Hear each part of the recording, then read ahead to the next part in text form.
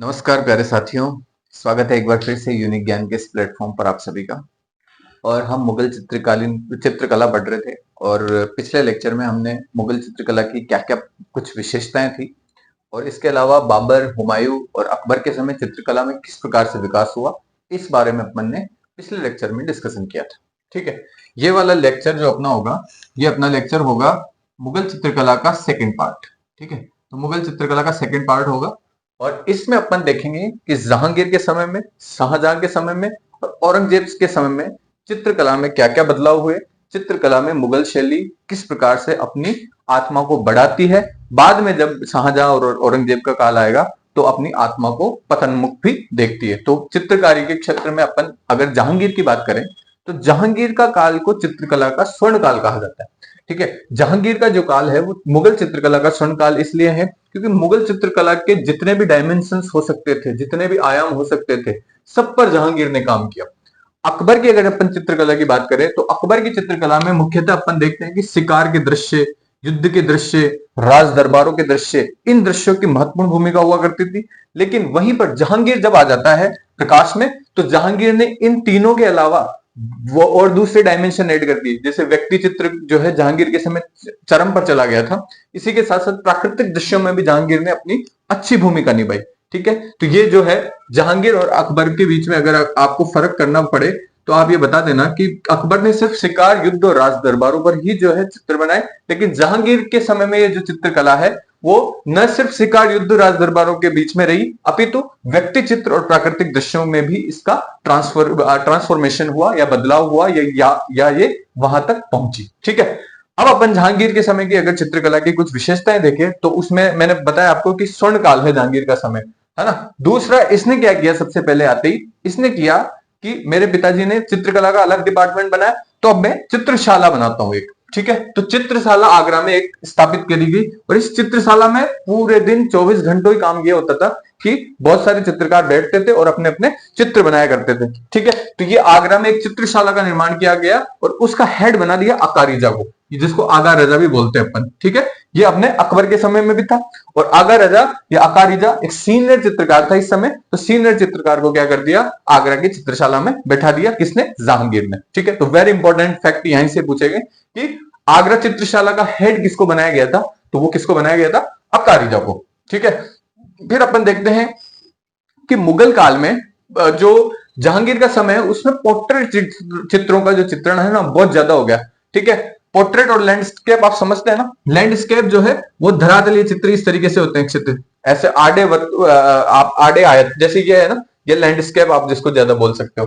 Portrait चित्र खड़े चित्र होते हैं, है ना, तो ये पोर्ट्रेट चित्र जो है वो खड़े चित्र होते हैं इस तरीके से। तो ये आप ये इसका एक डिफ्रेंशिएशन होता है। तो ये जो पोर्ट्रेट चित्र होते हैं, छवि चित्र, इसमें है ना सबसे ज्यादा चित्र बनते हैं मानव आकृति के, सर्वाधिक चित्र मानव आकृति के। इसलिए कभी कभी ये कंफ्यूजन हो जाता है कि जो छवि चित्र है या पोर्ट्रेट चित्र है या रूप चित्र भी इसको बोलते हैं यह है, इसमें मानव आकृतियां ही बनती होगी, तो ये कंफ्यूजन नहीं करना है।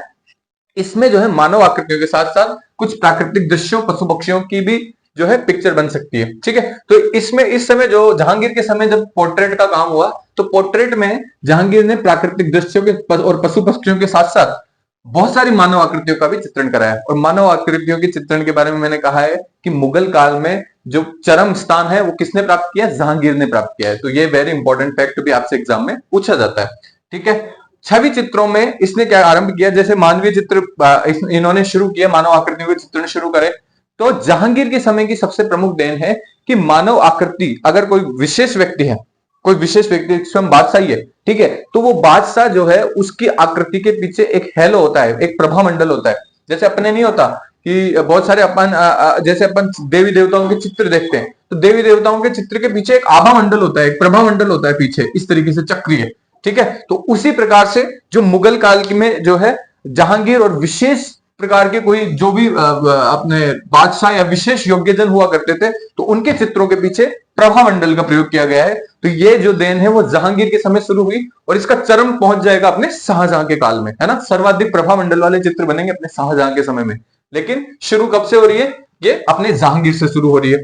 फिर इसमें एक परिवर्तन ये भी हुआ कि मुगल चित्रकला है मुगल चित्रकला विदेशी प्रभाव, उस समय देखो अकबर के समय तक अपन ने देखा कि दो प्रमुख जो फारस के चित्रकार आए उनके बदौलत अकबर का चित्रकला का जो क्षेत्र था उसमें फारसी प्रभाव बहुत ज्यादा आ गया था। ठीक है, तो इस समय क्या हुआ, अकबर ने फिर बहुत सारे यहाँ के लोकल चित्रकारों की भी अपन ने देखा था कि 13 चित्रकार आईने अकबरी में अपने को मिले हैं। तो लोकल चित्रकार जब आए तो हिंदू चित्रशैली भी जो है उस समय मुगल काल में एंटर करी, और वो हिंदू चित्रशैली बनते बनते इतनी बड़ी हो गई कि जहांगीर के समय में जो है फारसी प्रभाव एक तरीके से विलुप्त हो गया चित्रों में से, और पूरी तरह से वो एक तरीके से हिंदू शैली बन गई। लेकिन लेकिन यहां पर एक टर्म एंड कंडीशन, एक स्टार मार के एक चीज लगा लेना कि ये अवश्य ही जो है इसका देशीकरण हो गया, आप इसे देशीकरण बोल सकते हैं कि मुगल चित्रकला का देशीकरण या विदेशी प्रभाव से मुक्त होना जो है जहांगीर की सबसे बड़ी देन है, जहांगीर की चित्रकला की। ठीक है, लेकिन इसके साथ ही यूरोपियन प्रभाव बढ़ने लगा। फारसी प्रभाव तो कम हो गया लेकिन यूरोपियन प्रभाव बढ़ने लग गया, और यूरोपियन प्रभाव बढ़ने लग गया इसी वजह से जो है यहां पर बहुत सारे ऐसे परिवर्तन आने लगे जो पुनर्जागरण कालीन चित्रकला और यूरोपियन चित्रकला में अपने को दिखाई देते।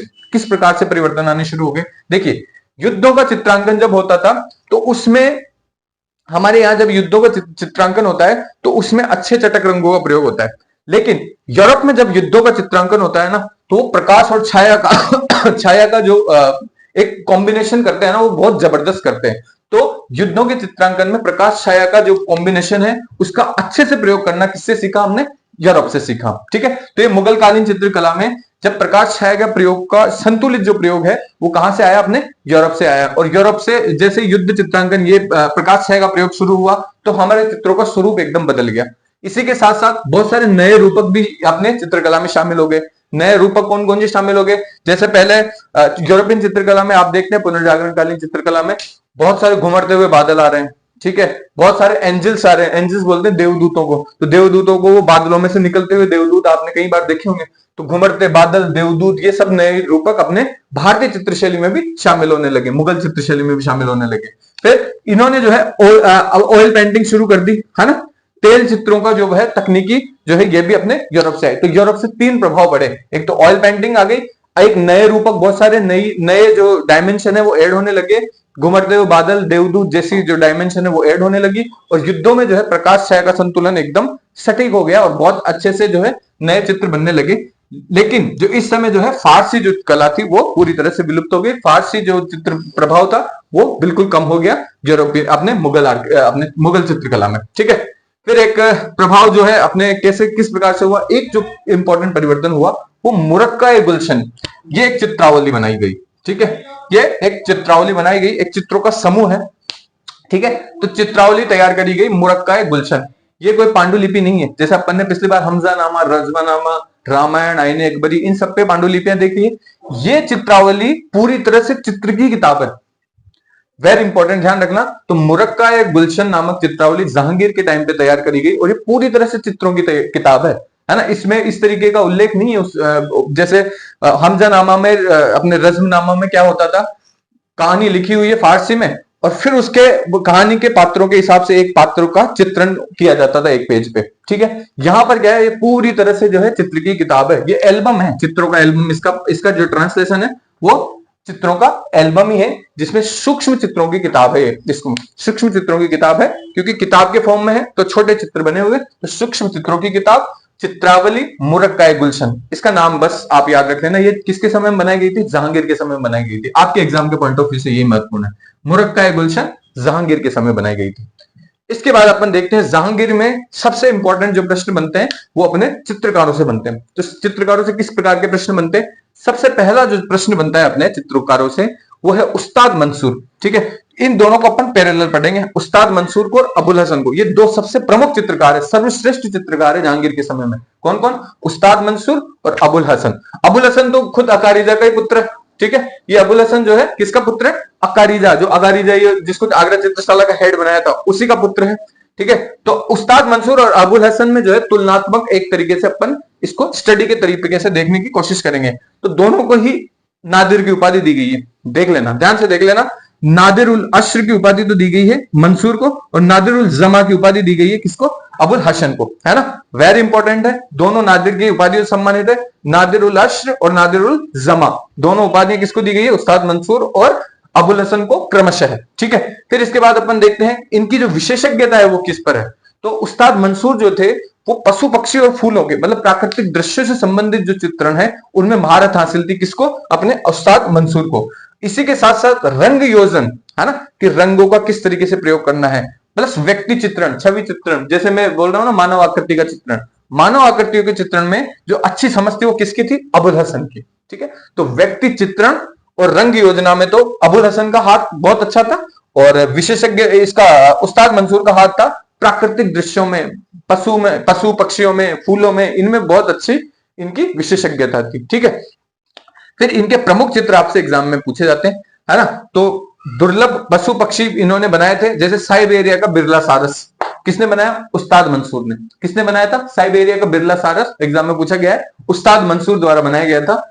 फिर अनोखे पुष्प भी इन्होंने बनाए थे, लेकिन इनका जो सबसे फेमस पुष्प का चित्र है ना वो बंगाल का अनोखा पुष्प है। ठीक है, बंगाल का अनोखा पुष्प जो है ये किसने बनाया था? उस्ताद मंसूर ने बनाया था। इसी तरीके से अबुल हसन के अगर फेमस चित्रों में देखेंगे ना, जब ये 13 साल के थे ना, क्योंकि किसके पुत्र हैं? अकारिजा के पुत्र है, इनके पिताजी भी पेंटर है, तो शुरू से पेंटिंग में रुचि आ गई, और शुरू से पेंटिंग में रुचि आ गई तो 13 साल की अवस्था से जो है इन्होंने चित्र बनाने शुरू कर दिए। और 13 साल की अवस्था में इनका एक फेमस चित्र था जिसमें था ड्यूडर के संत जॉनपाल का चित्र। वेरी इंपॉर्टेंट है, ड्यूडर के संत जॉनपाल का चित्र किसने बनाया है? अपने अबुल हसन ने बनाया है। 13 वर्षीय है और संत पाल की एकदम क्योंकि व्यक्ति चित्र में निपुण है ना आदमी, तो संत पाल की एकदम तस्वीर बना देगा। फिर तुझ के जहांगीर का मुख्य पृष्ठ का जो चित्र है ना, जैसे तुझ के जहांगीर किसकी आत्मकथा है? अपने जहांगीर की आत्मकथा है, खुद लिख रहा है, लेकिन उसके मेन पृष्ठ पे चित्र बनेगा, सबका जो मुख्य पृष्ठ होता है अपने, है ना, तो उसका कवर जो फोटो है ना, कवर जो पेज है उस पे जो फोटो बनेगा ना वो है जहांगीर के सिंहासन रोहन का। जो जहांगीर जब सिंहासन रोहन करता है तो उसको सिंहासन रोहन करते हुए दिखाया गया है, ऐसा उसका जो है कवर पेज बनेगा। तो कवर पेज बनाएगा कौन? अपना अबुल हसन, क्योंकि किस व्यक्ति चित्रण में महारत हासिल किसको है? अबुल हसन को। तो ये जहांगीर के सिंहासन रोहन को जो है उसके तुझु के जहांगीर के जो मेन पृष्ठ है, जो उसका कवर पेज है, उस पे लगाया गया था, और ये किसके द्वारा बनाया गया है? अपने अबुल हसन के द्वारा बनाया गया है। ठीक है, फिर एक जहांगीर ने एक सपना देखा था कि जो फारस के राजा हुआ करते थे उस समय शाह अब्बास फर्स्ट, है ना, सफावी शासक हुआ करते थे। सफावी वहां का जो है, जैसे अपने भारत के राजा मुगल कहलाते थे ना, वैसे फारस के राजा उस समय सफावी कहलाते थे। तो सफावी राजा शाह हुआ करता था, शाह अब्बास, और शाह अब्बास फर्स्ट से गले मिलते हुए जो है उसको सपना आता है जहांगीर को। तो उस सपने को चित्र का रूप दिया है किसने? अपने अबुल हसन ने। तो वेरी इंपॉर्टेंट, ये भी ध्यान रख लेना कि सफावी जहांगीर के स्वप्न का चित्र पूछ सकता है आपसे, या फिर जहांगीर का शाह अब्बास फर्स्ट से गले लगते हुए चित्र पूछ सकता है। तो दोनों में से कुछ भी पूछे तो ये दोनों चित्र एक ही है अपने, और ये किसने बनाया था? अपने अबुल हसन ने बनाया था। ठीक है, तो ये 3 चित्र तो अबुल हसन के इंपॉर्टेंट याद रखना है, 2 चित्र अपने को उस्ताद मंसूर के याद रखने हैं, लेकिन एक चित्र इन दोनों ने कॉमनली बनाया है। ठीक है, ज्यादा नाम इसमें अबुल हसन का आता है, लेकिन इन दोनों जो ये चित्र है उसके पीछे जो है दोनों के साइन हो रखे हैं। ठीक है, दोनों के सिग्नेचर हो रखे हैं। और मैंने अकबर के टाइम पे पढ़ाया था कि जो चित्रकार होता था वो अपने अपने साइन करते थे चित्रों में, तो ये देन भी मुगलों के काल से शुरू होती है। ठीक है, तो अपन देखते हैं कि चिनार के पेड़ पर बहुत सारे गिलहरियां, असंख्य गिलहरियां हैं चिनार के पेड़ पर। तो इस असंख्य गिलहरियों का चिनार के पेड़ पर होने का जो चित्र है वो किसने किया था? ये दोनों ने मिलकर किया था। अब देखो कैसे।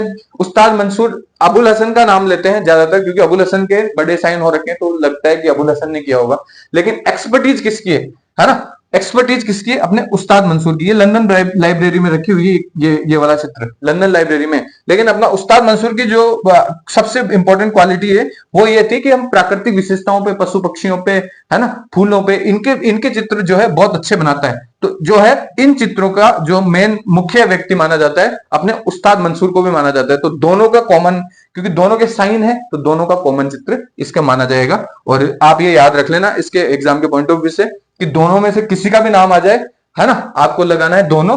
और अगर आपको दोनों ऑप्शन नहीं देगा, एक ही ऑप्शन देगा दोनों में से, या फिर दोनों ऑप्शन देगा तो दोनों को ही वो राइट मानेगा। ठीक है, तो ये ध्यान रख लेना। तो दोनों जहांगीर के काल के सर्वश्रेष्ठ चित्रकार मैंने बताई दी आपको। इसके बाद जो जहांगीर के काल में सबसे इंपॉर्टेंट चित्रकार आता है वो था बिशन दास। बिशन दास भी एक तरीके से छवि चित्र बनाने में एक्सपर्ट था, है ना। स्पेशली छवि चित्रों में भी मानव आकृति बनाने में, है ना, छवि चित्र मतलब पोर्ट्रेट में मानव आकृति बनाने में कौन एक्सपर्ट था? अपने बिशन दास। ये अपने अकबर के समय में एक चित्रकार हुआ करते थे नंदा, ठीक है, उस नंदा का भतीजा है बिशन दास। ठीक है, सॉरी। तो फारस के शाह अब्बास ये जहांगीर जब जो है जहांगीर ने इसको क्या है अपने दूत के साथ है ना फारस जाने को कहा कि आप फारस और फारस के शाह अब्बास और उसके परिवार का चित्र बना के लेके आना। ठीक है, तो जब फारस के शाह अब्बास फर्स्ट और उसके परिवार का चित्र बनाने की बारी आई तो किसने जहांगीर ने किसको भेजा था? बिशन दास को भेजा था। तो ये भी ध्यान रख लेना, अपने दूत खान आलम के साथ है ना, फारस दरबार में जाएगा खान आलम के साथ और वहां पे जो है शाह अब्बास और उसके परिवार का चित्र बनाएगा और उन्हीं चित्र को देखते हुए देखकर जो है ये अपने जहांगीर के स्वप्न का चित्र कौन बनाएगा? अबुल हसन बनाएगा। ठीक है, उनको इसको अबुल हसन को कैसे पता कि भाई अब शाह अब्बास कैसे दिखते हैं? ठीक है, तो शाह अब्बास कैसे दिखते हैं ये बात, ये जो चीज, ये जो चित्र है ये कौन बना के ला रहा है फारस से?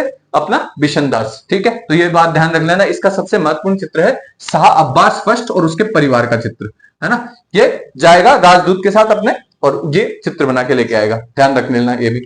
फिर मनोहर, ये अपने बसावन जो हुआ करते थे उस समय है ना, वेरी इंपॉर्टेंट चित्रकार थे, अकबर के समय के सबसे महत्वपूर्ण चित्रकारों में से एक थे बसावन, है ना, सर्वश्रेष्ठ चित्रकार अकबर के समय के। तो बसावन का पुत्र हुआ करता था मनोहर।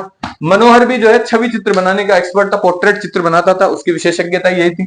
फिर तुजू के जहांगीरी में, अब देखिए तुजू के जहांगीरी में अपने को लगभग सारे जहांगीर के समय के चित्रकारों के नाम मिलते हैं सिवाय मनोहर के। ठीक है, तो मनोहर के जो है चित्र जहांगीर के समय तुजू के जहांगीरी में नहीं मिलते क्योंकि ये फ्रीलांसिंग का काम किया करते थे, ऐसा माना जाता है कि फ्रीलांसर चित्रकार थे और ये बहुत सारे जो रॉयल फैमिलीज के लोग थे उनकी जो है फ्रीलांसिंग तरीके से चित्र बनाया करते थे, फिर उन्हीं को गिफ्ट कर दिया करते थे और वहां से जो इनकी जो अर्जना होती थी, वहां से जो पैसा इनको मिलता था उसी से अपना खर्चा चलाया करते थे। ऐसा बहुत सारे लोग मानते हैं मनोहर के बारे में। लेकिन आप ध्यान रख लेना कि तुजू के जहांगीरी जो है ये रॉयल कोर्ट है उसमें शामिल नहीं है, लेकिन तुजू के जहांगीरी में इसका नाम नहीं मिलता है, तो ये भी ध्यान रख लेना। तो ये बहुत सारे शहजादों के, अमीरों के और विदेशी राजदूतों के चित्र बनाया करते थे और मनोहर का जो नाम है अपने को इन चित्रकारों के साथ, इन चित्रों के साथ ही अपने को नजर आता है। और लेकिन ये भी थे जहांगीर के समय में, ध्यान रख लेना मनोहर भी। ठीक है, फिर फारूक बेग आया करते थे। फारूक बेग जो है ना ये बहुत महत्वपूर्ण चित्रकार है, अकबर के समय के चित्रकार है, वेरी इंपॉर्टेंट चित्रकार है। इनका जो फेमस चित्र है ना जो बार बार एग्जाम में पूछा जाता है वो थे बीजापुर के सुल्तान थे, उस समय टेम्परेरी कंटेम्प्रेरी सुल्तान थे आदिल शाह फर्स्ट, है ना। तो बीजापुर के आदिल शाह का चित्र बनाने के लिए किसको, कौन गया था? अपने फारूक बेग। तो फारूक बेग का जो आदिल शाह का चित्र है ना वो बहुत फेमस है, तो ये एग्जाम में पूछा भी गया है। ठीक है, कि जहांगीर के कौन सा चित्रकार जो है वो आदिल शाह का चित्र बनाता है, बीजापुर के सुल्तान आदिल शाह का, तो वो फारूक बेग है। शाह अब्बास का पूछ ले तो बिशन दास है। ठीक है, उसके जहांगीर के स्वप्न का पूछ ले गले लगते हुए शाह अब्बास के साथ, तो वो कौन है? अपने अबुल नासिर, सॉरी अबुल हसन। ठीक है, तो ये ध्यान रख लेना। तो ये तीनों इंपॉर्टेंट है। इस फारूक बेग का एक और फेमस शिष्य हुआ करता था दौलत, है ना। दौलत इसका शिष्य हुआ करता था और दौलत की विशेषज्ञता थी यही पोर्ट्रेट और व्यक्ति चित्र, है ना। पोर्ट्रेट में भी विशेषता व्यक्तियों के चित्र, है ना। इसने क्या है जहांगीर के कहने पर जो है सारे चित्रकारों के चित्र बनाने शुरू कर दिए। ठीक है, इसने जो इसके फेमस चित्र है वो अबुल हसन का चित्र बनाया, गोवर्धन का चित्र बनाया, बिशन दास का चित्र बनाया और इवन खुद की पानी में मूर्त देखते हुए खुद का भी चित्र बना डाला, है ना। तो दौलत के बारे में ऐसे कहा जाता है कि खुद की छवि देखकर चित्र बनाने वाला चित्रकार कौन था? वो था अपने दौलत। ठीक है, तो दौलत के पास ये दौलत थी, वो खुद के भी चित्र बना सकता था। अबुल हसन, गोवर्धन और बिशन दास के भी इसने चित्र बनाए, ये सारे फेमस पेंटर थे, अपन ने पढ़ लिए इनके बारे में। फिर दूसरे प्रमुख चित्रकार कौन कौन से थे? गोवर्धन थे, मोहम्मद नासिर था, मुराद था, माधव था, तुलसी था। ये माधव, तुलसी, मुराद ये ऐसे पूछा जाएगा आपसे एग्जाम में कि निम्न में से कौन सा जहांगीर के समय शामिल नहीं है, तो आप ध्यान रखना माधव, तुलसी और मुराद शामिल है। ठीक है, मोहम्मद नासिर भी शामिल है, गोवर्धन भी शामिल है, दसवंत शामिल नहीं है, दसवंत अकबर के समय में, बसावन कहां है? अकबर के समय में। तो ऐसे करके आपको कंफ्यूज करने की कोशिश करेंगे वो, और आप जो है इनको कंठस्थ कर लेना चित्रकारों के नाम, और उनके अगर प्रसिद्ध चित्र है वो आपसे जरूर पूछे जाते हैं। ठीक है, एग्जाम में।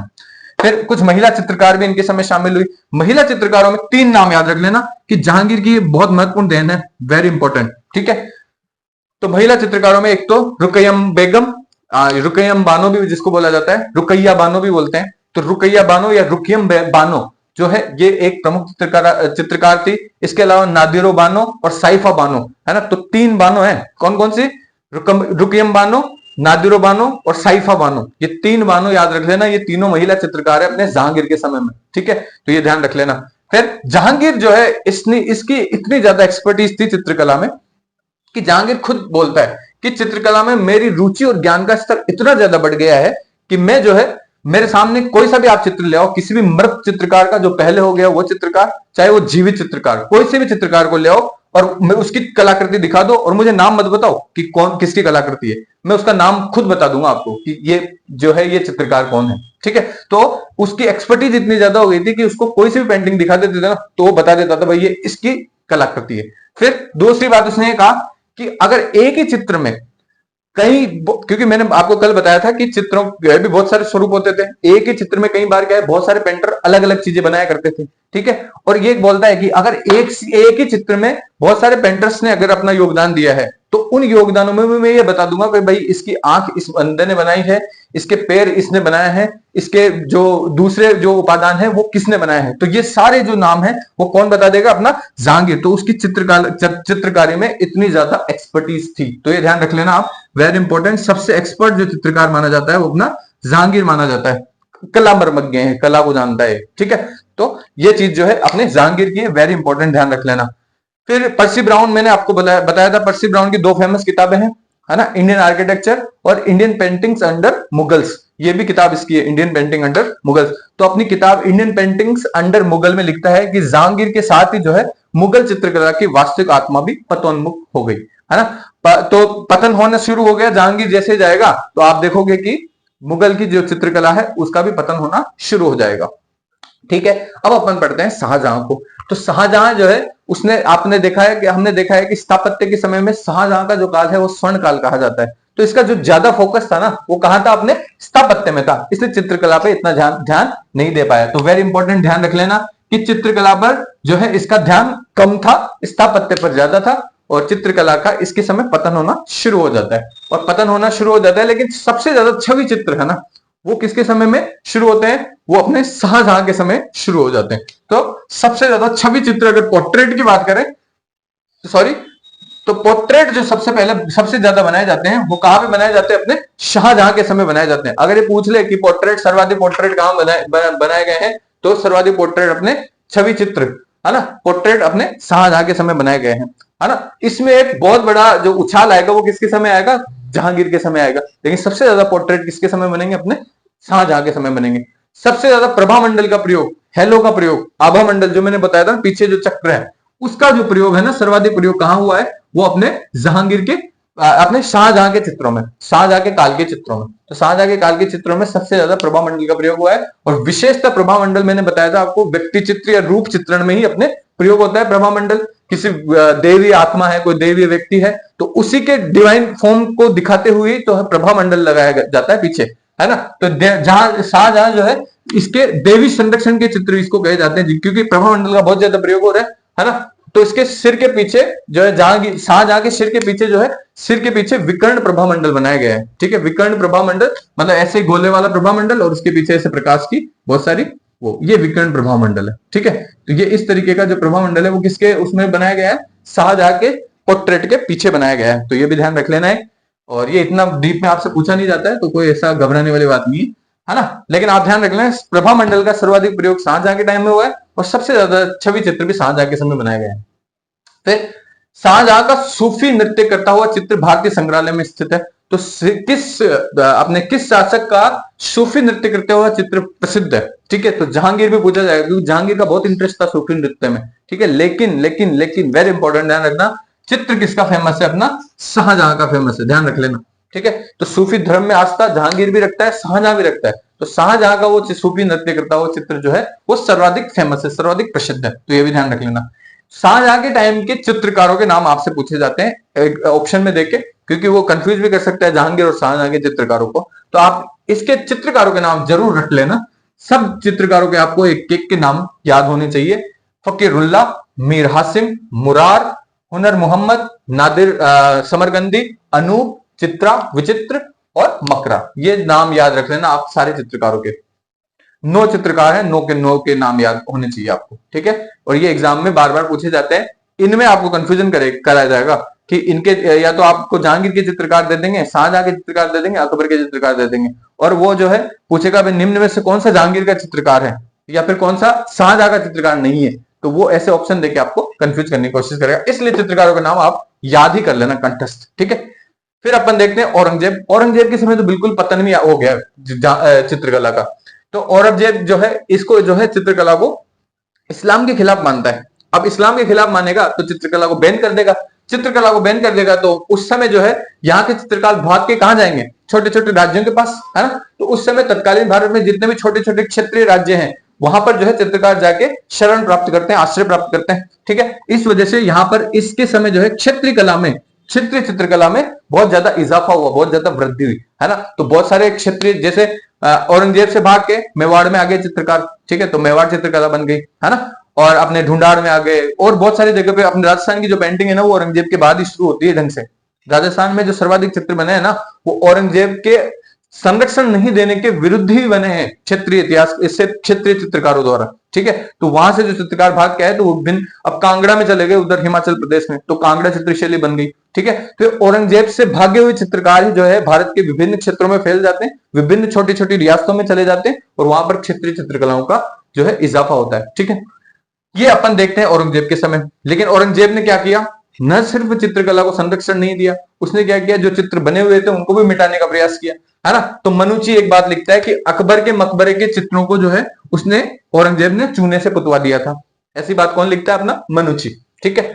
फिर अपन देखते हैं, अपन ने उस टाइम पे भी देखा था जब अपन ने स्थापत्य पढ़ा था कि आगरा के किले में जो भी चित्र बने हुए थे उन पर जो है वो पेंट वो पुतवा देता है चूने से। तो ये भी औरंगजेब भी करवाता है, ठीक है। तो अपन ने बहुत सारी चीजें देखी है इसमें। फिर अपन देखते हैं फर्रुखसियर।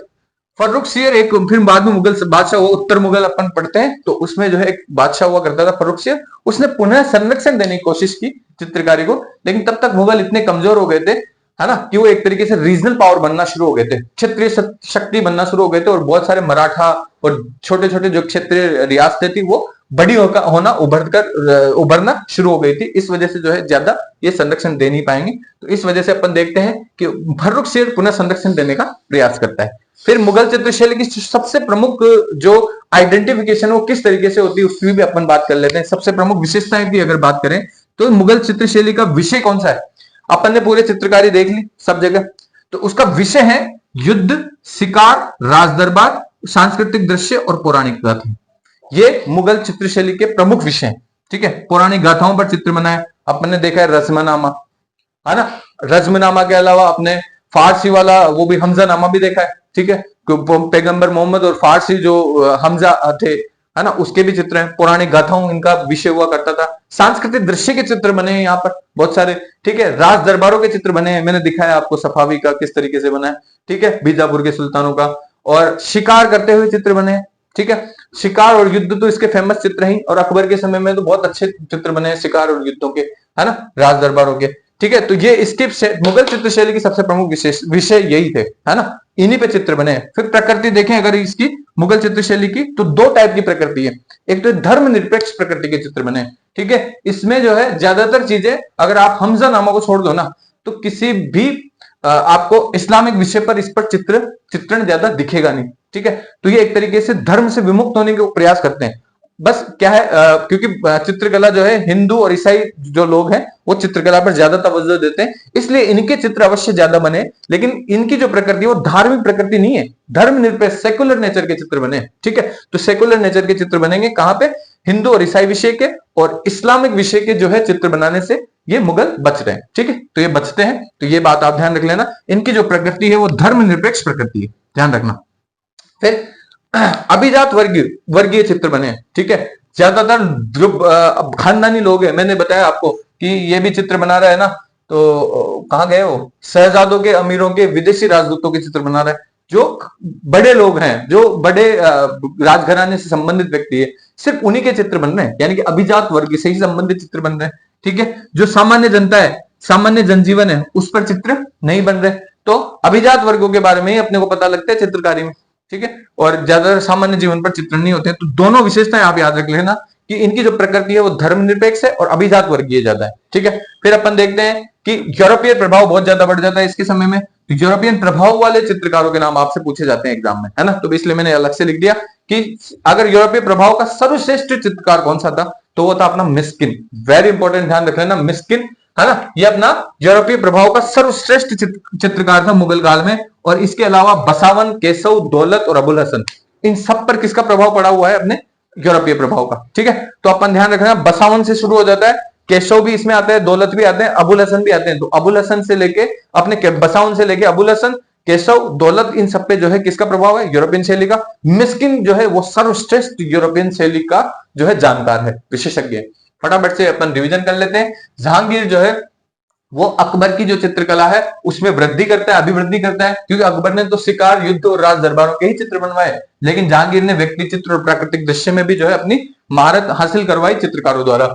इसका जो काल है वो स्वर्ण काल कहलाता है मुगल चित्रकला का, क्योंकि चरम पर पहुंच गई थी मुगल चित्रकला। आगरा में एक चित्रशाला बनवाता है अकारिजा या अगारिजा के नेतृत्व में, फिर छवि चित्र बनाता है, रूप चित्र जिसको अपन पोर्ट्रेट बोलते हैं, रूप चित्र। ठीक है, प्राकृतिक दृश्य और पशु पक्षियों के साथ साथ मानव आकृतियों का चित्रण भी इसके समय में चरम पर पहुंच गया। फिर प्रभाव मंडल सर्वाधिक, देखो मानव आकृतियों के अगर अपन देखेंगे छवि चित्र के बारे में, है ना, तो सबसे ज्यादा छवि चित्र अपने शाहजहां के समय बन रहे हैं, ध्यान रख लेना। लेकिन मानव आकृति अगर पूछ ले तो मानव आकृति का चित्रण का चरम कौन सा है? अपना जहांगीर का। तो जहांगीर के समय सर्वाधिक मानव आकृति वाले चित्र बने। ठीक है, पोर्ट्रेट चित्रों के बारे में पूछ ले तो सबसे ज्यादा पोर्ट्रेट चित्र अपने शाहजहां बने, ये ध्यान रख लेना। फिर अपन देखते हैं कि मुगल चित्रकला जो है विदेशी फारसी प्रभाव से मुक्त हो जाती है, लेकिन यूरोपीय प्रभाव पड़ने लगता है। यूरोपियन प्रभाव के तहत प्रकाश छाया का प्रयोग, नए बहुत सारे रूपक, देवदूत, घुमड़ते बादल और तेल युक्त तेल चित्रण जो है इस समय शुरू हो जाता है। ये सब जो है यूरोपीय प्रभाव दिखाते हैं। फिर मुरक्का एक गुलशन जो है इनकी चित्रावली थी, जिसको सूक्ष्म चित्रों की पुस्तिका या चित्रों का एल्बम भी कहा जाता है। अगर प्रमुख चित्रकारों की बात करें तो उस्ताद मंसूर और अबुल हसन जो है सर्वश्रेष्ठ चित्रकार थे जहांगीर के समय में, और उस्ताद मंसूर की जो उपाधि है वो है नादिरुल अस्र और अबुल हसन की उपाधि है नादिरुल जमा। इनकी विशेषज्ञ उस्ताद मंसूर की विशेषज्ञता है पशु, पक्षी और फूल। इनके फेमस चित्र है साइबेरिया का बिरला सारस और बंगाल का अनोखा पुष्प। नादिरुल जमा के अगर अबुल हसन की बात करें तो इनकी जो विशेषज्ञता है वो रंग योजन, व्यक्ति चित्रण है। और ड्यूडर के संत जौनपाल की जो चित्र था वो उन्होंने 13 साल की अवस्था में बना दिया था। तो जो कि जहांगीर का मुख्य पृष्ठ का जो चित्र है वो जहांगीर के सिंहासन रोहण करते हुए चित्र जो है ये भी इन्होंने अबुल हसन ने बनाया था, है ना। और जहांगीर के स्वप्न में जब सफावी राजा से वो मिल रहे थे तो अब्बास फर्स्ट से गले हुए मिलते हुए जो चित्र है वो भी अबुल हसन का देन है।